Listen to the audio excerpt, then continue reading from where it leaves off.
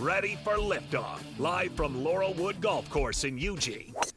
The best guests. Kelly Graves, Mike Parker, Josh Pate, Melissa Lombardi, Travis Demers, the mayor of Rip City. Smart, informative talk. I think Dan Lanning sitting in his office going, you know what, fine, give us the toughest road to win the national championship. That's what it should be. Teams that have the ability to take a punch in the mouth and move forward. And I think this Beavers team, they've shown that they can do that. And a few detours. Sean Penn doesn't look great right now. A lot of breaking news. I had to throw that in there. I had to throw the Sean Penn thing in there because it just shocked me. The long wait is over. The fastest 60 minutes in sports is on the air. It's Danny Havel. We literally could talk for 3 hours and we would not be able to catch our breath. Justin Grossweiler. You stole my line. Golf, green grass, and a foamy beverage. All you got to do is just tap it in. Danny and Justin starts now, live from Laurelwood Golf on Fox Sports Eugene and Newport. Aloha, hoa, noho. Welcome high atop the first tee in the ninth green at the Laurelwood Golf Course and the Laurelwood Pub. This is the Danny and Justin radio program live for a Friday, and what a big weekend we've got coming up. Oregon State plays tonight against Houston. The Planet Houston has arrived. Justin and I have a little cool story about that as Justin picked me up from the airport. We've got Oregon, Penn State, whiteout game, 4:30 here on the left coast, 7:30 prime time. All the tune-in's going to be there. What about that Alabama-Georgia game? Nah, it's all eyes on Beaver Stadium as Oregon takes on Penn State. We've got a packed show for you. We've got big bets. We've got the voice of Penn State football, Steve Jones, on the program. We've got tickets to give away to the Beavs and the Cougars tonight. I am Danny Havel, back in the saddle for at least one day. And I don't know who this guy is. I think he's my tag team partner. We call him Baby J, Justin Grossrunner. What up, boy? I hope you know I picked you up from the airport, as you alluded to earlier. And you also dropped me off at the airport. Me and my wife. I did. And well, I see that you wrote down your intro here. Is that Hawaiian, I'm assuming? That is hello, neighbors. I'm sure in yeah, Hawaii. that's what I assumed. I had to make sure I had it right because I've been speaking Hawaiian for the last week. So I've been on the island of Kauai. If you're looking at us on the YouTube channel, thanks for liking, subscribing us there. I'm sporting my Kauai gear today. It was beautiful on the islands. The last day that we were there, which was yesterday, it rained literally all day long, which was the only day. It always rains on the islands, at least for a little bit. If you've ever been to Hawaii, you understand it rains a little bit every day. On Kauai, they get about 300 inches of rain a year, and most of it starts like right now through like March and April. Wintertime is the wet season there, but certain sides of the island as well. The east side of the island gets a lot wetter than the west side of the island. That's leeward and sunward, whatever you want to call it there. But it was a beautiful time. Thanks for allowing me to get a little time off. I'm going to take more time off this time for work next week. So Goose is going to be back. Yeah. And a big shout-out to Goose. He'll be here for Big Bets a little bit later Big shout-out on. to Goose. It's been fun in the last week. And I know Woody stepped in. I listened to that on the podcast. And by the way, if you missed the show live, you can always podcast us on wherever you pod, which means if you're like on YouTube, as you're watching us right now, if you're on Podverse, if you're on Spotify or iHeart or Odyssey or any of those, we are there for you. Just like, subscribe, and you get an automatic upload of the program after we're done with it today. A lot going on, man. I mean, there was. Yeah. And by the way, you missed a good week. Well, I'm glad that it was a busy week, so you weren't searching for content. No, there was not a lot we had to search for. But dude, I just have to say, and thanks to you as well. You carry a big load when I'm gone because we kind of share the load when I'm here, and everybody else has got their own jobs. Woody's trying to run 2 radio stations. Mims has got his his day job, his job, his day job. And so a lot of it gets pushed back on you. And so, well done, young man. Thank you. No, well I had fun, and it was made easy for me. A lot of good guests this week that were able to contribute. We had Carrie Eggers, we had Audrey Snyder, and Yogi Roth yesterday. Today we're getting Steve Jones, which is great. Ryan Harland on Monday. I don't think I'm missing anybody, but it was just a really good week for so much to talk about. I mean, even the Beavers, big game for them tonight. We're looking forward to that. Even high school football, huge matchup this weekend with Willamette and Sheldon. So much to talk about. So speaking of the Beavers, let's do something for the fans right now. And I know it's kind of late notice. And Nick, if you want to slide in here, if you've got stuff you want to talk about, Nick Sams, one of the proprietors here at Laurelwood, can join us here on the program as he'll sit in chair number 3, is we've got a pair of tickets to give away. If you want to hop in for the Beaver Cougar game tonight up at Reser Stadium. Now, it's a 7:30 kick. It's on ESPN. It's the night game tonight on ESPN. So we've got a pair of tickets. So we can send them to you digitally. You don't have to pick them up. So what I want to do right now is send you over to the Oregon Man Clinic's hotline at 541-343-5673, 541-343-5673. Caller number 5 right now. Caller number 5. This might be an upset special for Oregon State. They are struggling. They're 0-4. They've got to try and right the ship. They're at home. Short week. That Houston's got to travel 3/4 across the country. They're going to be in a hostile environment. Friday night lights. So it's all set up. It is all set up for Trent Bray's team to do something special tonight. I'm not going to call the shot yet, but I think this could be one of those trap games for Houston. Willie Fritz has got his team playing pretty well there in the Big 12, and they're trying to push their brand into the Big 12 and trying to make a statement down in their state of Texas. And Houston been no more for a basketball school rather than a football school, and Willie Fritz trying to change that narrative down there deep in the heart of Texas. So caller number 5 right now. Woody's back in the studio. He'll get your name and number, and he'll tell you how to get the tickets. Caller number 5, a pair of tickets to the Beavers and the Cougars tonight, courtesy of Fox Sports Eugene and Newport. And by the way, we're out here at Laurelwood, and we have to give big thanks to several sponsors, but mostly Bigfoot Beverages, who is a chief sponsor of the program here, rotating tap of beverages. And that's a great segue into the man to my left, as that's great radio on YouTube. It's Nick Sams joining us. Hey, buddy, missed you. How you been? Hey, good to see you, boys. Good to see you as Here well. you are. Welcome back. So tell me what the rotating taps are. I mean, can you got them cited by memory? We got 10 on tap at any given moment. Right now, what I brought down for you guys is the Cold Fire Fresh Hop. Ooh, I love that. As well as the Fort George Fresh Hop. So it's Fresh Hop season. So we got about 3-4 of those on draft.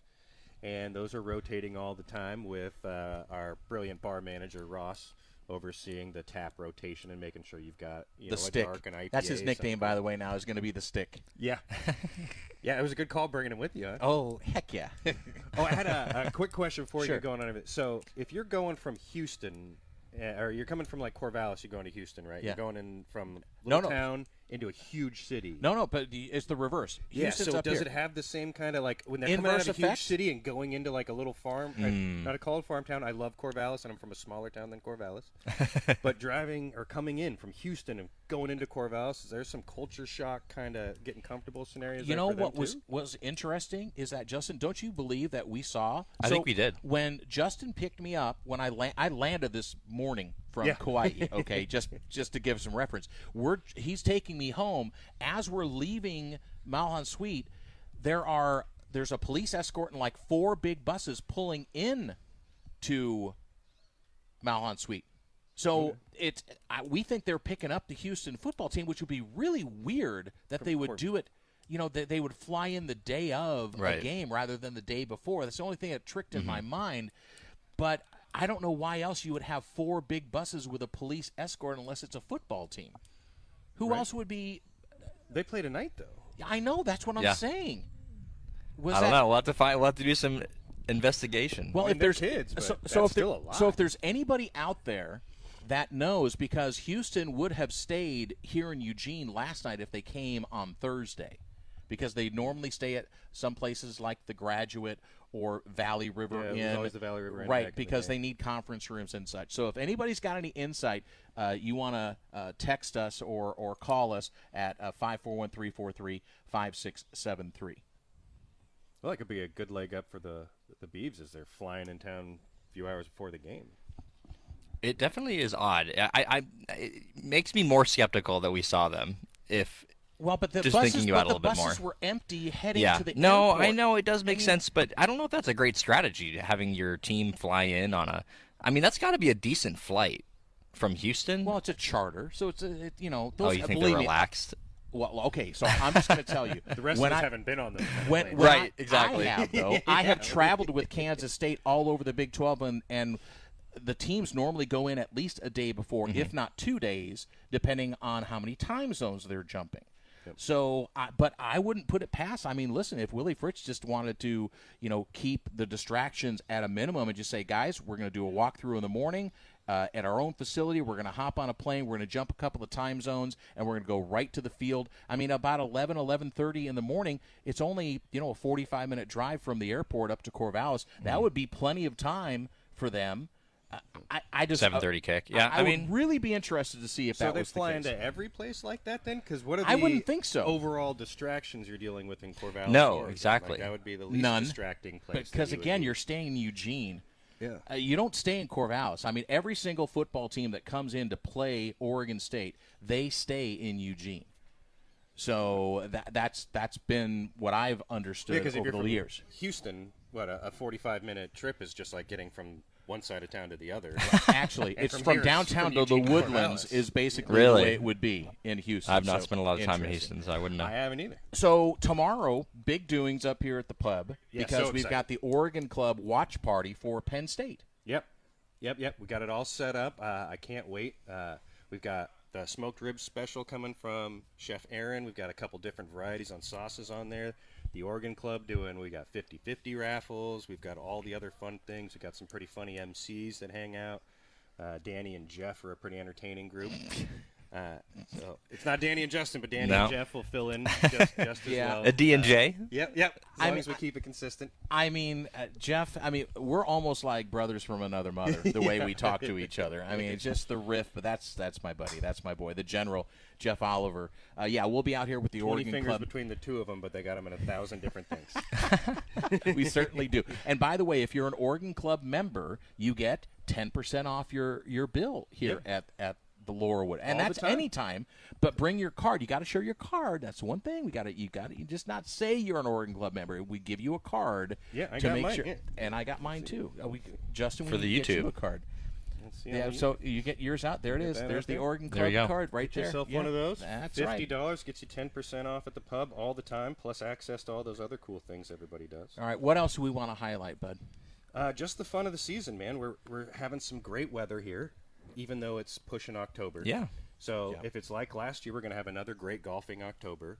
The Ryder Cup's happening right now. Will is at the Ryder Cup. And we were going to try and get him on, but they're right in the afternoon matches were going a little bit longer. The morning matches were they were like 5-4, 5-3. Europe was up 3-1. It was a little bit more even when I was listening to it right before we got on the air. I think U.S. was leading in 1. It was tied in 1. Europe was still ahead in 2, but it was closing up. And Will is on the 16th green watering bunkers and making sure everything looks good. Working nonstop. What an intense day. We were texting about it last night. He's up at 2:30 in the morning on a bus by 3 a.m. 40-minute drive over there. They're working till 10. Quick 15-minute break. Back at it till 3 every day, getting ready for this. Wow. And then I think right now he's doing the same thing, getting up at 2 in the morning, getting it all ready. Take a little break. They go out and try to fix everything. The expectations for what that course looks like for those guys to keep up is pretty amazing, and the efficiency they all work with, it's got to be something to see.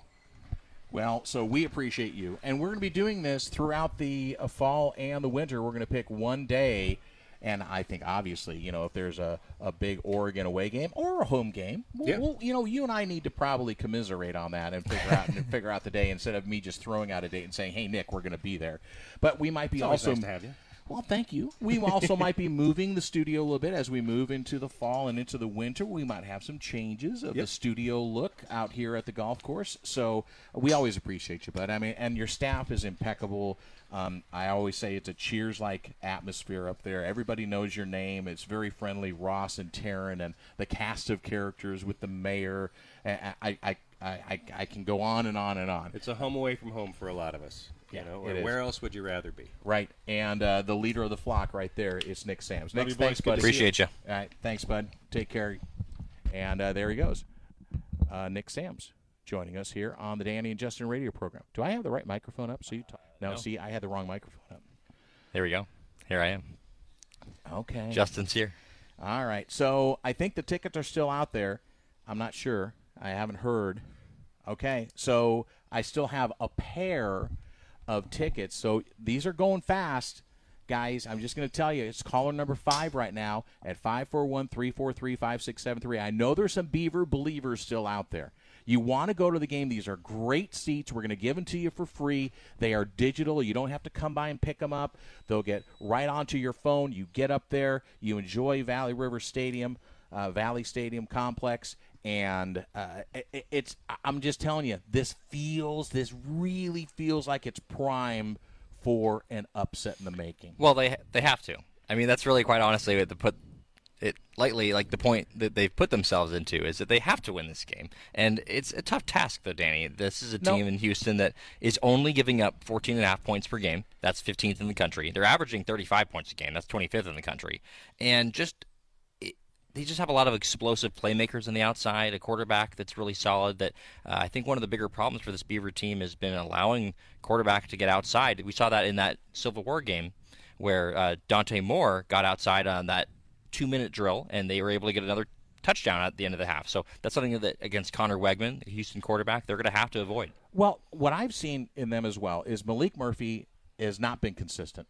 No, and, I mean he was 5 of 18 last game. He'll have a couple of drives where he's managing it well, but then he'll just implode and make a bad throw, and then it doesn't seem like. And again, I'm just trying to read body language. I'm big on the body language thing rather than the emotional side of it. Is just it doesn't seem like he has taken a hold of this team yet, and are pulling them in the right direction, and that's.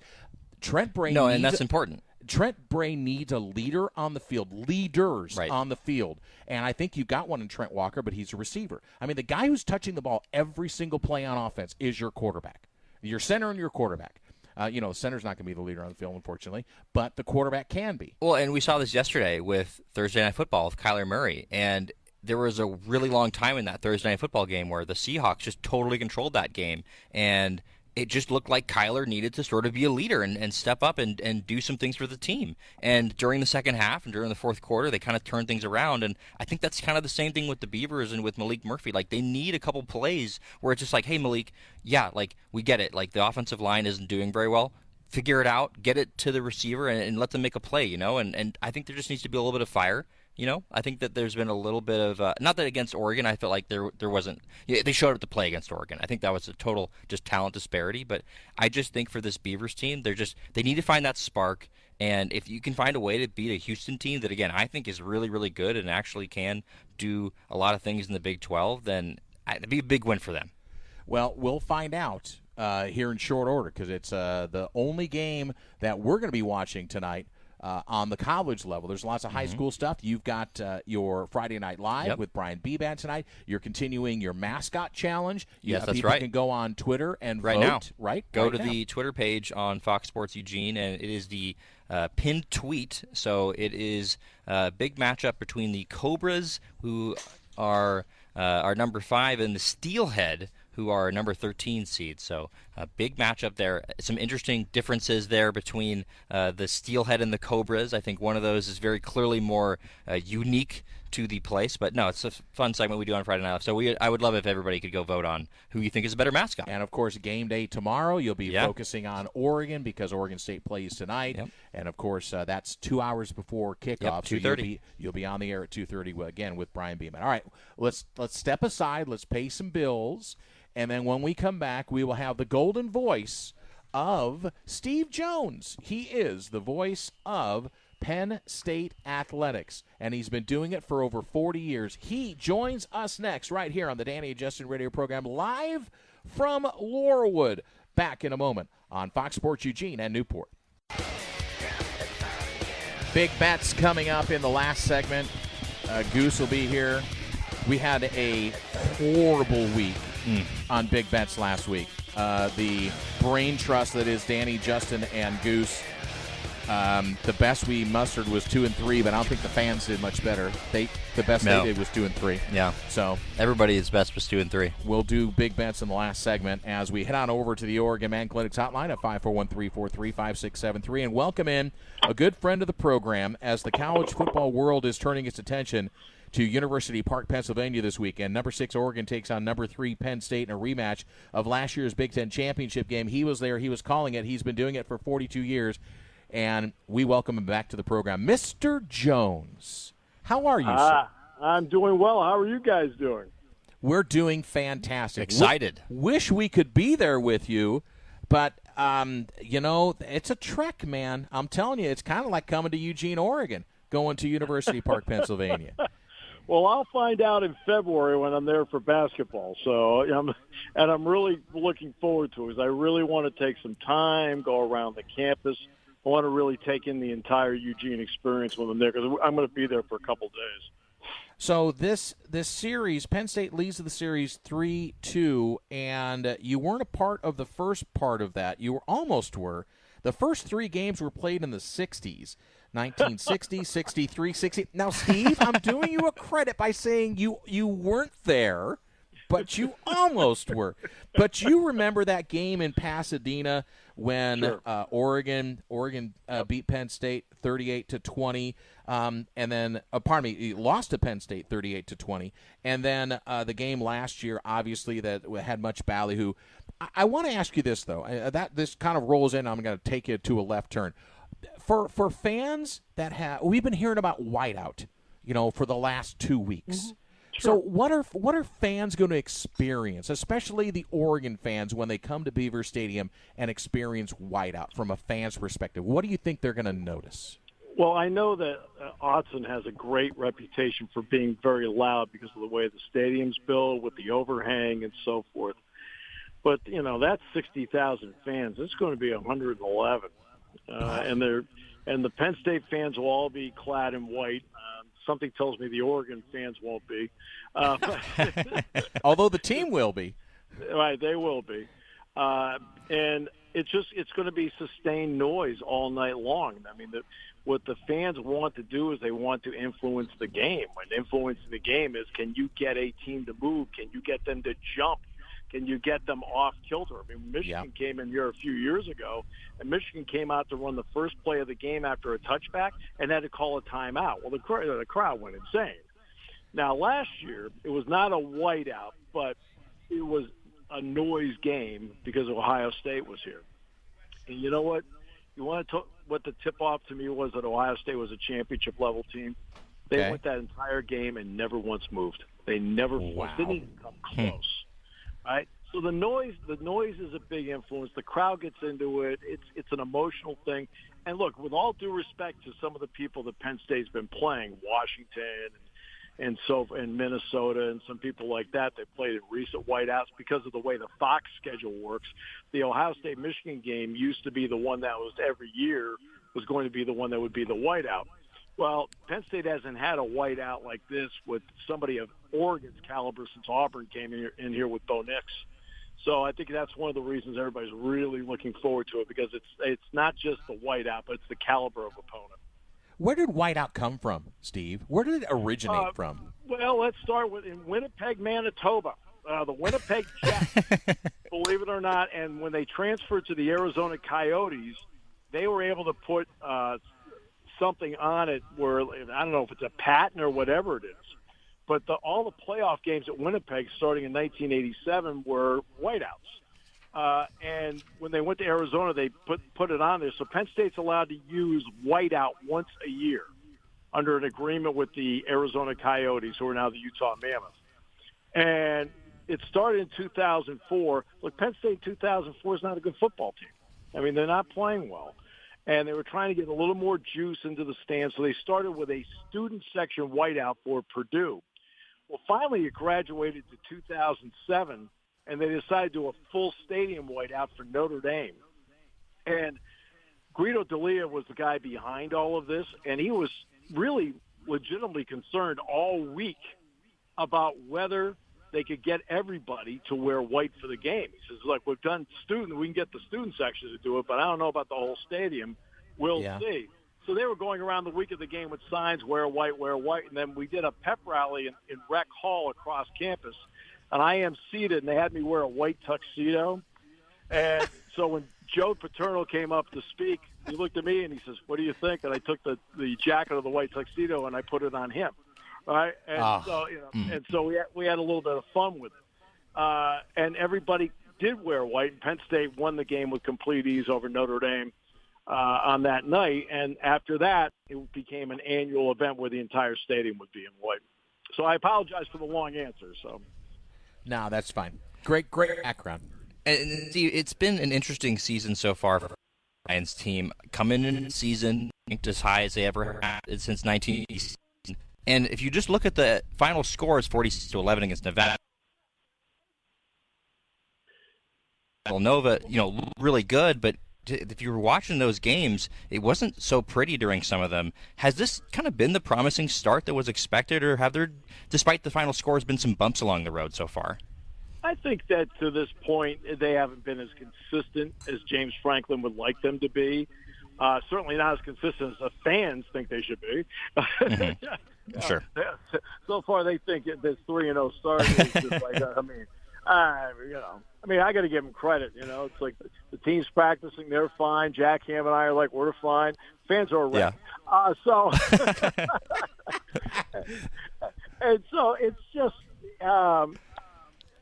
I think part of it's caliber opponent. Part of it is being vanilla. There's a lot of things. Sure. Let's try a couple things. I'm sure Oregon's been pretty vanilla so far. I'm sure Oregon has tried a couple things just to see what works and what doesn't work.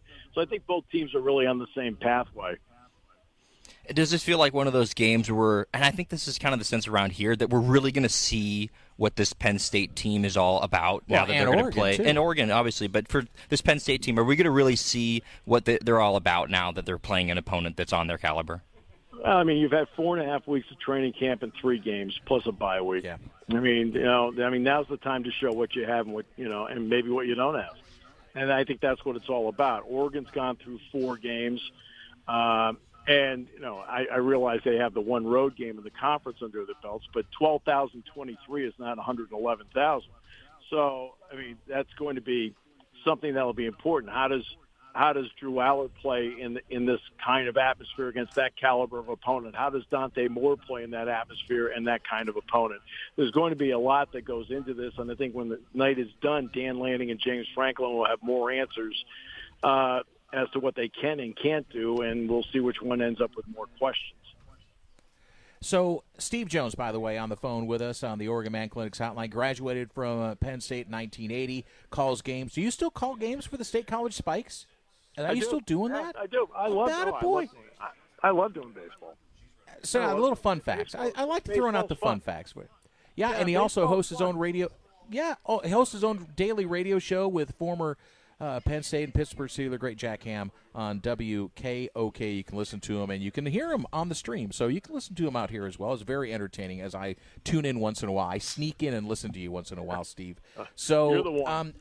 Well, that's what I always say. All my relatives are listening, +1. So I want to ask a couple of questions. I'm going to have a couple of follow-ups here. So how different is Penn State from the Big Ten championship game to now? Because you brought back the running back tandem. Drew Allar's got another year of experience under his belt. He came back.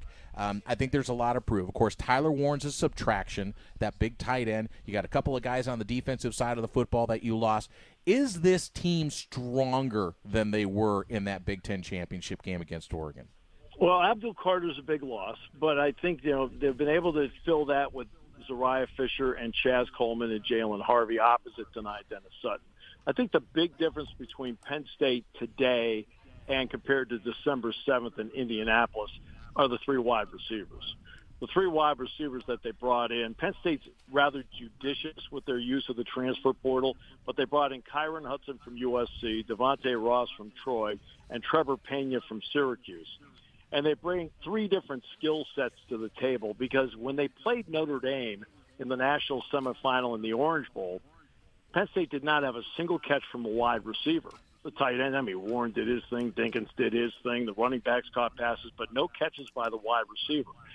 So that is the difference in this team compared to that game a year ago. Because when you look at last year's game at Lucas Oil Stadium, Dylan Gabriel had a terrific night throwing the football, and not only that, I thought both Stewart and Tez Johnson had a phenomenal game. And and Sadiq was his really coming out party. That was that was it. But I think now he's one of the top 5 tight ends in the country. Mm-hmm. But I think that that's the biggest difference between this team and last year's team is I think they have more answers now at wide receiver. Now with Jim Knowles on defense, that's the other difference. Yeah. Jim Knowles is calling defense. Penn State's been a primary man cover team for years. All right? Now, they have had some excellent primary man cover guys. But sometimes you get into a game where, they have outstanding man cover receivers. Well, see, Jim mixes up defenses more, and so I think they have more answers now. When somebody's doing something, they can come up with a different answer because they're playing certain elements a bit differently than last year. And I can't help but feel like, and this is probably pretty obvious, but this game is going to be decided in the trenches. Both teams really talented on the offensive, defensive lines. Just talk to us about the offensive line for Penn State, because some real talent on this defensive line for Oregon. Mateo Uiagalelei, obviously a guy that's going to be very highly drafted when he goes out. But is this offensive line for Penn State going to be able to hold up? Well, they're going to need to give Drew Aller time. I mean, he can move well, but he's not a scrambler. But they have 5 starters essentially back from last year. Dawkins the center, Ioane the left guard, the left tackle Shelton. And on the right side, Donko was the starting right tackle last year. Then he got hurt against Minnesota, so Oregon didn't see him. And Rucci stepped in, and Rucci became the starting tackle. Well, now Rucci's back, and they took Donko and put him back to his natural position of guard. Okay. And the guy to watch out for, I talked about Kenyon Sadiq, but Khalil Dinkins, the tight end, is about as fine a blocking tight end as you're going to find in the country. Wow. He's really good. I mean, he is a really good blocking tight end. So when he's in there, he is somebody that I think helps that offensive line and gives them that 6th offensive lineman that you need on certain plays. The great Steve Jones, voice of the Nittany Lions, joining us on the Danny and Justin radio program. We're live at Laurelwood Golf Course and Pub. Come out and join us for a pint. It's a beautiful day, mid-70s. It is gorgeous out here in Eugene. What's the weather going to be like, Steve? I haven't looked at the forecast there in Pennsylvania. Well, right now it's 73 and sunny here. So It's really nice right now. And tomorrow, I think the high is going to be 72, and they're talking about overcast all day. Somebody mentioned a passing shower or something. We can't. Because you've had some rain this week, right? There's been some rain. Finally, we've been in a drought. We hadn't had anything in the month of August. I mean, really, something in the month of August we had. We had some rain on Labor Day weekend, and then it hadn't rained until this week. And look, the whole area needed it, so it was no big deal. I mean, in other words, they weren't playing the game, so who cared? Let it rain. So Absolutely. Number 3, Penn State. Number 6, Oregon is one of the premier matchups, if not the premier matchup on college football this weekend. And we're here with the great Steve Jones joining us on the Danny and Justin radio program. So, Steve, as you wrote out your keys to the game, and I know you've scouted this, you've talked to coaches, you've talked to other guys that have been on your program this week. What do you think are? Give me 2 keys that both Oregon and Penn State fans need to be watching for that could turn the tide for either team this weekend. I think the start's important. You go back to the championship game last year, and Oregon got off to a great start, and they built a lead, and they forced Penn State to play catch-up all night. I think whichever team can get out to the fast start and force the other guy to play catch-up, I think that will be an important factor in this game. And then, and we know turnovers are going to be important. Oregon is taking great care of the football to this point. And not only that, they've taken great care of Dante Moore. There's only been 1 sack by Oregon all season long in terms of, surrendering one. So I think the pressure part, which team can get pressure on the other guy and maybe make him make a throw before he really feels comfortable and feels like he's gone through his progression. I think that's going to be an important key to the game, too. Is there a sense from that side that this is a legacy game for Drew Aller and James Franklin? Well, the media, of course, has portrayed it. I mean, look, like nobody's ever satisfied anymore. They always move the bar, right? Right. He's only won. Aaron Rodgers has only won one Super Bowl. Over here in the back. Okay, do you know how hard it is to win one? Yeah. Ask Dan Marino. Yeah. I mean, if you win two, it's great for your legacy. Oh, just stop being immature, okay? It's hard to do things. So every time you turn around, James has got to make the playoff. Well, he made the playoff. Well, he's got to win a playoff game. He won two. Yeah. But it was SMU Boise State, and they aren't good enough for some people. So, and so every time you turn around, the bar gets moved. Dan's had to experience the same thing at Oregon. Come on, you got to be Washington. Come on, absolutely. Dan. You got to do that. Hey, Dan, you won the Big Ten championship game, but you didn't beat Ohio State when it really mattered. I'm sure he's heard that. I mean, after a while, it gets ridiculous on stuff like that. Everything's about this Oregon team, this Penn State team, this particular year, and how it can set you up for the rest of the year. All that other stuff, social media, articles, talk shows, right? Yeah, I mean, it's difficult to do in this day and age, but you have to ignore that stuff, except for this show, which is obviously quality. Wow. Well, we appreciate that.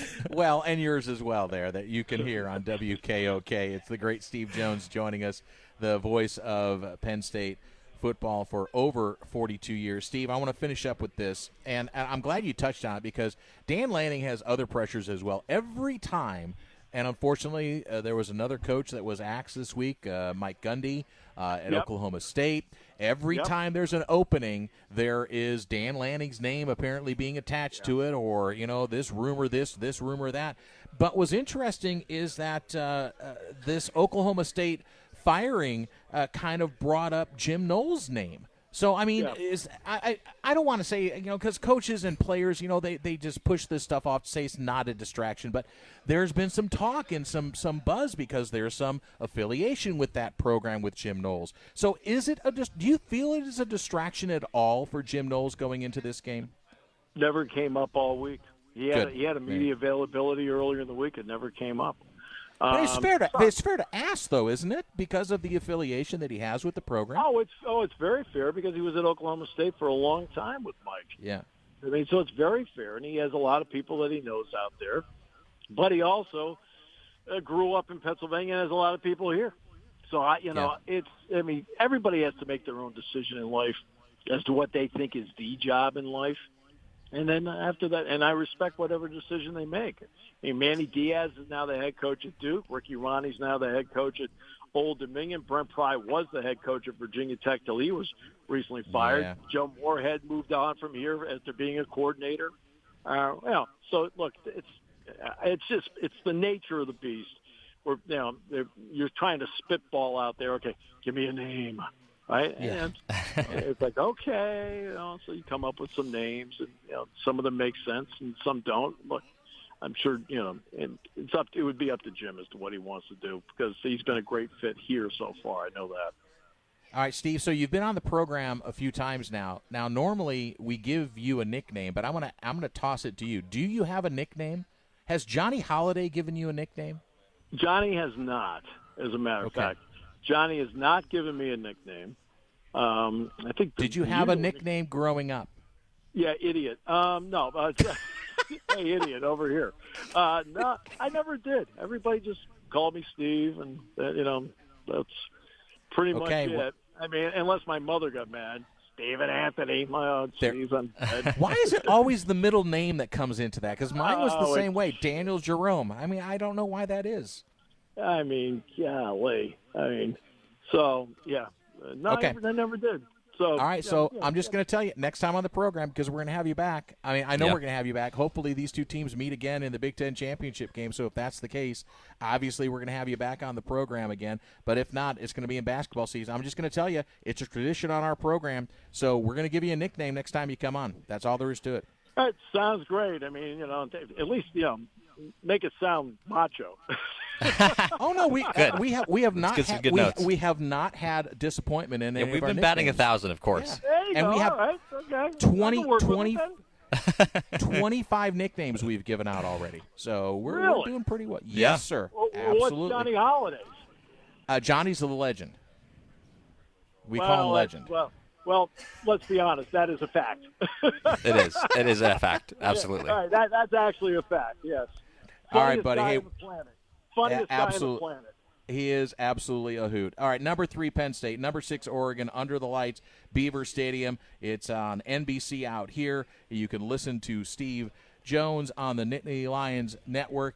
Steve, we always appreciate your time, and you're so gracious, and it's late for you, so thanks for coming on with us and lending your insight, bud. We appreciate My you. absolute pleasure, and congratulations on 20 years. That's fabulous. I was, you guys, you went to Kauai, I guess? Yes, I'm sporting my Kauai stuff. You can go back and watch yourself on YouTube. Your face is on YouTube as well. We got your little thing up there. So that's great. I'll bet that's drawing him in. Have a great call, buddy. We love you. Take care. Thanks, guys. Appreciate it. But congrats, by the way. All right. Thank you. See guys. Appreciate it. That's very nice. The great Steve Jones, the voice of the Nittany Lions, Penn State football. All right, let's take a break. We're going to get behind time here. We got to get big bets in. You're going to have your calls, your picks, our picks. Don't listen to us. We're just knuckleheads. We're going to have Goose in here. He's going to give his picks. We all were under 500 last week. We're going to try and right the ship. Justin picked the games this week. So when we come back, big bets as we close out a Friday program live from Laurelwood on Fox Sports Eugene and Newport. Some of you are wondering, how did these guys get a show? Some of you may ask if Bill Knight was involved. Others may ask if the Reeser family was involved. The answer to both questions is yes. These guys think they know football. The winners, I'm the winner! The losers, You're not that good. where to buy the best tailgate food. Let's put their knowledge to the test. It's time for Big Bets. All right, here we go.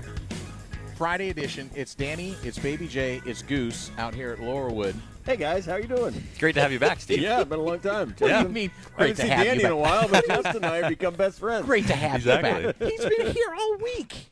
Well, you missed one day. You're right? the third wheel now. Okay, well, fine.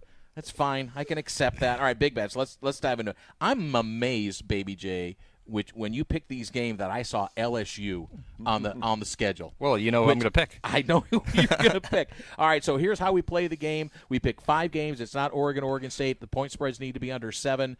You're not picking the point spread. You're just picking straight up and down. We invite the callers. You can go on Twitter if you want and give us your picks. If you beat one of us, you beat our best score, in other words, right, then you win a prize. Okay, so tiebreaker. It's easy for you guys. Tiebreaker last week was points. It's going to be points again this week.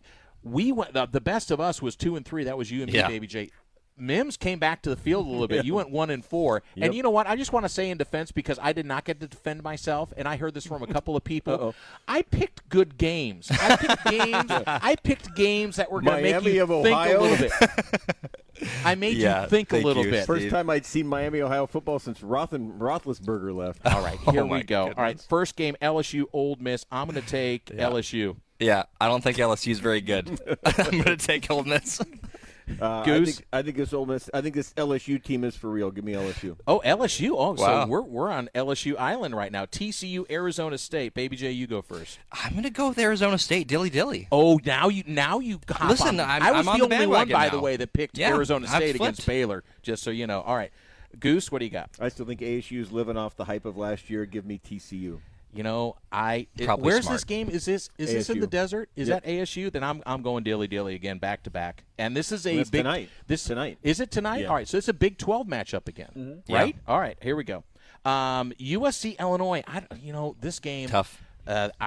Goose, you get to start on this one. USC Illinois. I think Illinois was proven last week what I've been saying all year, that they're a fraud. I think USC is better than people around here want them to be. Give me USC. Okay, I am going to stay with you. I hate going with USC, by the way. I'm just telling you right now, I hate going with USC. But I just don't think Brent Bielema's got this team going the right direction in Champaign. So I'm going USC. Yeah, I really want to take Illinois. No. But I can't. You can't. I have to No take way. USC. All right, Notre Dame, Arkansas. Intriguing game here, because this might be the tipping point of the season for Marcus Freeman. I am going, pick suey. I'm going Arkansas. I'm with Goose. you. I think if Notre Dame gets 3 losses and doesn't have a conference title that they can win automatically get in, I think they're eliminated. I'm going to say before October 1st, we have Notre Dame out of the picture. Give me Arkansas. Ooh, all right. I think they might be Jay. eliminated already with 2 losses, but that's just my opinion. But I will Where are you take Notre Dame because I need to pick up a game on you guys. That's the only reason. All right, last game, and we can have a little bit of discussion on this. And by the way, guys, really nice getting through the picks without a whole bunch. I talk more than everybody else because I haven't been on the microphone all week long. I kind of miss you guys. Alabama, Georgia. This is, I'll just tell you, I am still conflicted on this. I was on Josh Pate's show. I wasn't on his show, but I was contributing to his show. And I think this comes down to me, it's not just the talent on the field. It's about the scheme, and it's about the coaching staff, and it's about that. I think Kirby Smart's a much better coach than Kalen DeBoer. I think in a big game like this, I'm going to go with the coaching, and I'm going to go with how they prepare, and I'm going to go dogs all the way on this one. Honestly, I don't think it's going to be that close. I'm going Georgia. Well, I'm going to go. I think Gunnar Stockton's not a very good quarterback. I think Ty Simpson is coming on. Alabama was my preseason pick to win it all. It looked really bad after 1 week. I think this continues their build back to become the national champ that I predict. Give me the what did Mike Price once say? Roll Tide. Let's roll Tide. Okay, well, I'm just going to tell you right now, it was a great Mike Price reference. How long was he at Alabama? Like 2.5 minutes? Yeah, Okay. I mean, I think this might be your LSU. Long enough for a lap dance, I think. Well, this one's interesting, right? Because Alabama's sort of had the number of Georgia at times, but this one is in Athens, and Kirby Smart, I agree. I think he's a better coach than Kalen DeBoer, although I do think Kalen DeBoer is a really good coach. I think he's actually getting a little bit underrated. I will take the dogs here. I just think they're the better team this year. I don't really know what Alabama's proven to yet, to be honest with you. All right, I'm going 56 total points. Ooh, and this one here, Yeah. I'll go 42. Okay. Ooh, low-scoring game. I'm going to go 75. Look at that. I All right, win the so we have Price is some- Right. I did Prices Right on you last week, but I Yes, had you that did. on tape. Oh, actually, I didn't have it on tape. No, you I did texted not. it to you before you said yours. All right, so the phones are open up for you right now. We got time for a couple of you at 541-343-5673. I believe we have Coach. Okay. All right, so if you want to call back in, or Brad, you want to call back in, or Jeremy, if you want to call back in. Or somebody new. Or somebody new. Yeah, just come on, call in. What's or you the number? Or you can go on Twitter, 541-343-5673. The Oregon Man Clinics hotline at 541-343-5673. You've got just a couple of minutes to get in as we try and elicit some of the fan. This is easy prize money for you guys. I mean, it's been bad for us. I don't know. We got enough different picks that almost by chance one of us is going Right. to have a winning record at least. So wait a second. So, I mean, do we know what the season totals are? Yeah, I mean, 10-10 for you and Steve. We're and tied. yours. Eight And I'm 12, 8-12. Yeah. 8 and 12. And and then I think Brad's 11-4. Yeah. Pretty good off the top of my head, right? And Brad went 2 and 3 last week, and Yeah, he's Yeah, 11 and he's and 4. 11-4. Wow.